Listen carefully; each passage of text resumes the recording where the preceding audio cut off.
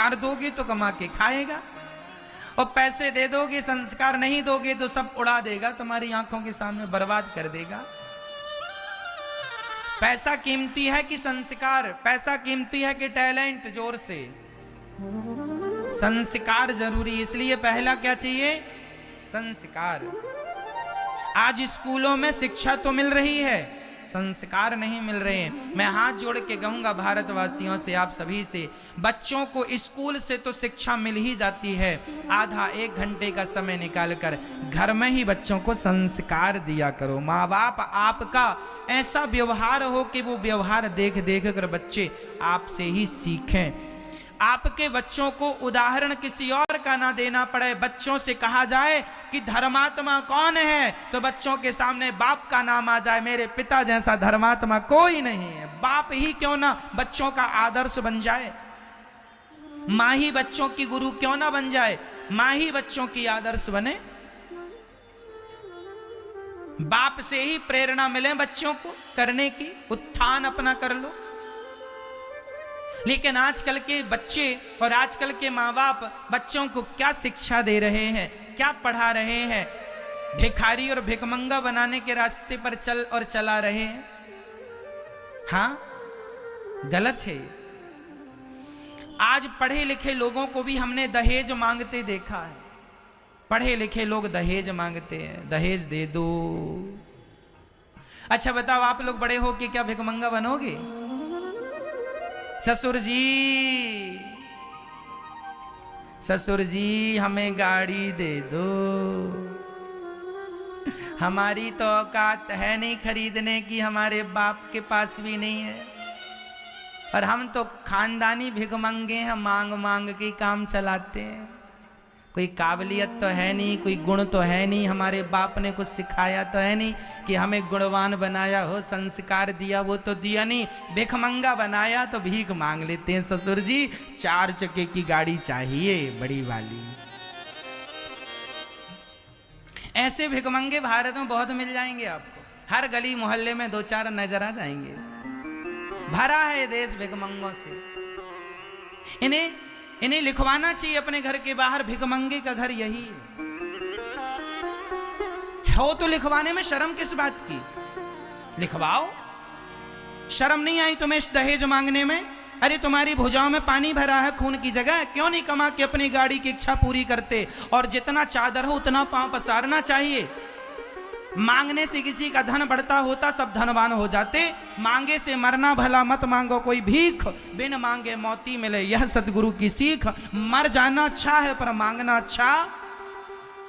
बच्चों को इतना योग्य बनाना, मेरी माँ पढ़ा लिखा कर इतना योग्य बनाना कि उन्हें किसी के सामने हाथ पसारने की जरूरत ना पड़े। वो अपने योग्यता के बल पर, अपनी काबिलियत के बल पर, अपने संस्कारों के बल पे गाड़ी बंगला जो चाहिए सब अपने बल पे बनाओ ना। क्या भीख मांगने खड़े हो गए? अरे शादी करके एक अच्छी लड़की लाओ, अच्छी दुल्हन लाओ, अच्छी बहू लाओ, संस्कारी लाओ। पैसा तो वैश्या भी कमा लेती है मांग मांग के, और तुम भी मांग रहे हो। इतना योग्य बनाओ अपने बच्चों को कि तुम्हारे या बच्चे आज के बाद ये भिखमंगे ना पैदा करना। इससे अच्छा है ना ही पैदा करो। जननी जने तो भक्त जने, या दाता या सूर, या से तो बंध्या भली काहे गवावे नूर।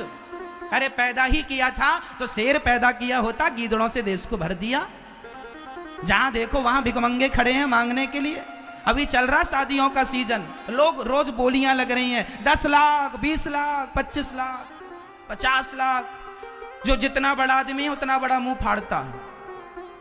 पता नहीं बांध के ले जाएगा घर में, क्या करेगा। तुम्हारे जैसे भिखमंगों ने देश का नुकसान कर दिया। आज लोग बेटियां पैदा नहीं करते, पेट में ही मरवाने की कोशिश करते हैं, केवल इस चक्कर में कि बेटियां बहुत सारा खर्चा कराती हैं, दहेज इत्यादि देना पड़ता है। अरे दहेज की परंपरा ना होती तो बेटियां किसी बाप के लिए भार ना होती। भार तो वैसे भी नहीं है, पर दहेज के लिए माँ बाप को अपना घर भी बेचना पड़ता है। कितने बाप अपने घर मकान खेत को गिरवी रख देते हैं बेटियों के लिए। क्या यही रिश्ते हैं? क्या यही संबंध है? क्या यही तुम्हारी शिक्षा है? क्या यही तुम्हारे संस्कार हैं? अरे कब सीखोगे? 21वीं सदी आ गई, सोचे थे अब जाग जाएगा भारत, अब सीख लेगा भारत, लेकिन ये सीखने को तैयार नहीं है। 2021 आ गए, अभी भी भिखमंगे खत्म नहीं हुए, अभी भी दिनों दिन बढ़ते ही जा रहे हैं। तो मेरा सवाल माँ बाप से, पर तुमने बच्चों को क्या पढ़ाया है? क्यों पढ़ाया है इतना सारा? जब भिखमंगा ही बनाना था तो तुमसे अच्छे तो वो भिखारी हैं जो मंदिर के बाहर मांगते हैं, बेचारे वो तो 10 रुपए 20 रुपए में संतोष कर लेते हैं। तुम्हें तो 50 लाख में भी संतोष नहीं हो रहा है, फिर भी बेटियों का गला दबा दबा के मार डालते हो, कैरोसिन डाल के आग लगा देते हो। कितनी नहीं घटनाएं घट रही अखबार में, टीवी में, आए दिन आप सुन लेंगे कि दहेज के नाम पर बेटी को जिंदा जला दिया जाता है। क्या मेरे भारत में बेटियों को जिंदा नहीं जलाया गया दहेज के लिए? जवाब दो, कौन है उनकी हत्या का जिम्मेदार? ये दहेज है। इसलिए दहेज नाम की बीमारी को हम सभी मिटा दें, और ये तब मिटेगी जब मेरा देश जागरूक हो जाएगा, समझदार हो जाएगा। संकल्प लो, अब नहीं लेंगे कभी। बच्चों को योग्यता दो, काबिलियत दो, पढ़ाओ लिखाओ, संस्कारी बनाओ। क्या भिखारियों की लाइन में खड़ा कर दिया? और गाड़ी वाड़ी अपने बल से खरीदा करो। ससुर की गाड़ी पे बैठे हो, किसी ने पूछा गाड़ी किसकी है? मेरी है। हाँ, तेरी नहीं है, तू ड्राइवर है। गाड़ी ससुर की गाड़ी तू आजकल चला रहा है, ड्राइवर बना है। तुझे शर्म भी नहीं आती? हाँ, दूसरों की गाड़ी में बैठते चलता है।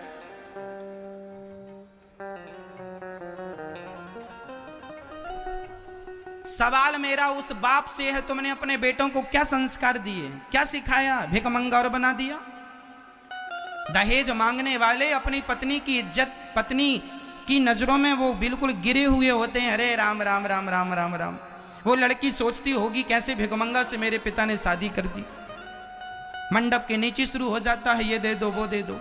अब तो ठीक है, पहले के लोग मंडप के नीचे चैन दे दो, लो इसको चैन पहनने की शौक, मार एक थप्पड़ इसको, चैन उल्टा लटका उसको, मिर्ची का धुआं तो चैन चाहिए तुझे, ले चैन। गाड़ी दे दो गाड़ी। हाँ,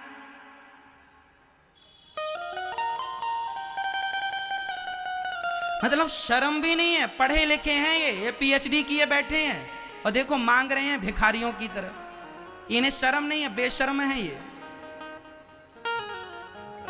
क्या कहें इनके लिए? हमारा बस चले तो हम उल्टा लटका के नीचे मिर्ची का, लाल मिर्ची का धुआं दें इनको। ले गाड़ी चाहिए, ले गाड़ी, चैन चाहिए, अंगूठी चाहिए, ले।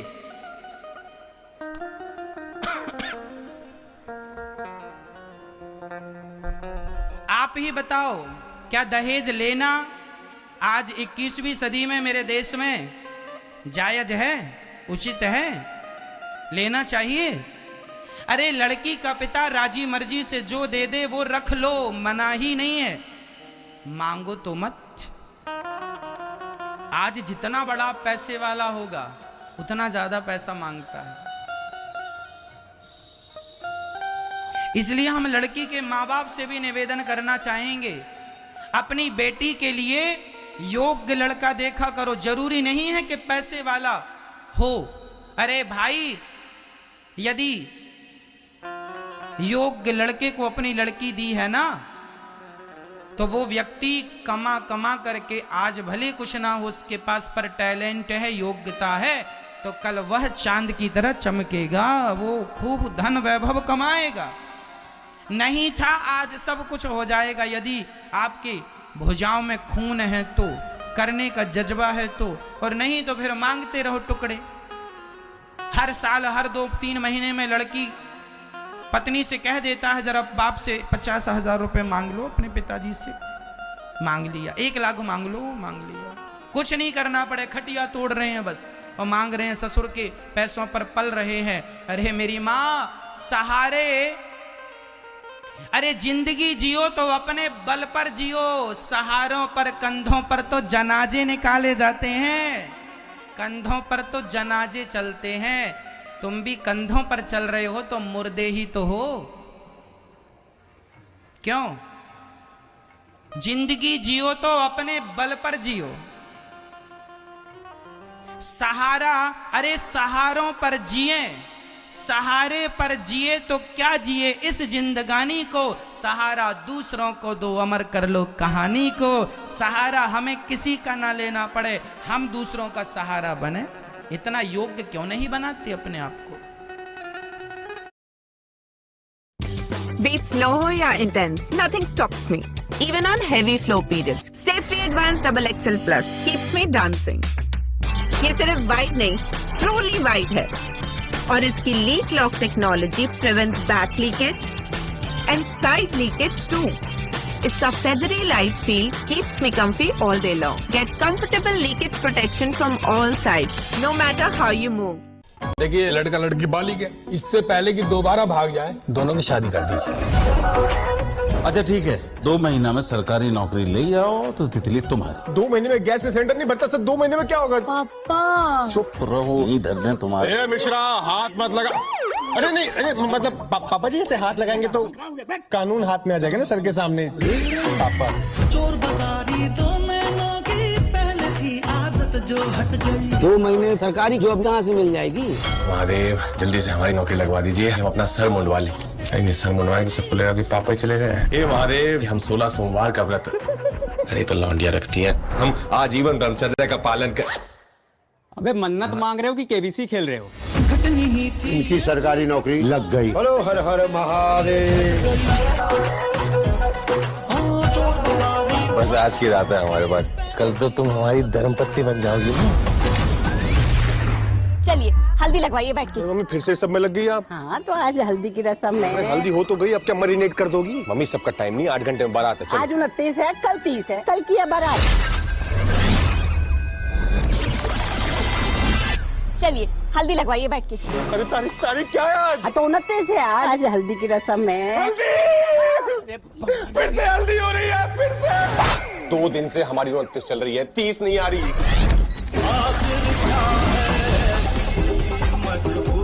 क्या हुआ बाबू? बहुत विकट मुसीबत में फंस गए हम। पंडित जी ऐसी क्या मन्नत मांगे कि भगवान इच्छा पूरी करते? 101 रुपया रखो। मात्र 101 में सुन लेंगे। अरे शुक्ला की तरह सर मुंडवा लो भैया, बेस्ट है। मैंने करनी गंदे से शादी। महादेव जाने किसकी हाय लग गई है। 15 दिन से एक ही दिन में अटके हुए हैं हम। बाबू क्या हुआ? हम हैंडल कर लेंगे, चलो। हम साला यहाँ अपनी मेहंदी छोड़ के आए हैं, हमें कुछ आता नहीं है। सारा जुगाड़ तुमने किया है, हमसे उंगलीबाजी करते हैं। लहंगे का पूरा पेमेंट नहीं हुआ है, सब पता है हमें। बाबू, अरे बाबू नहीं है हम।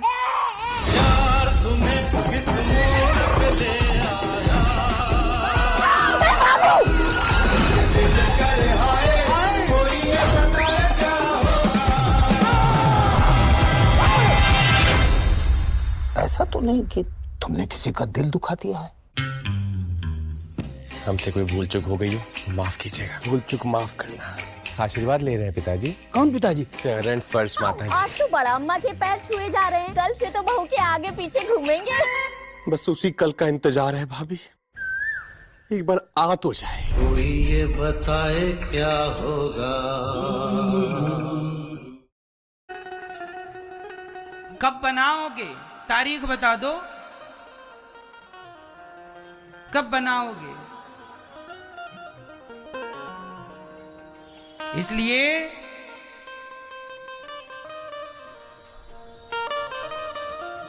अपाहिज कौन है? एक शेर होता है, सर्कस का शेर, जो मालिक के टुकड़ों पर पलता है।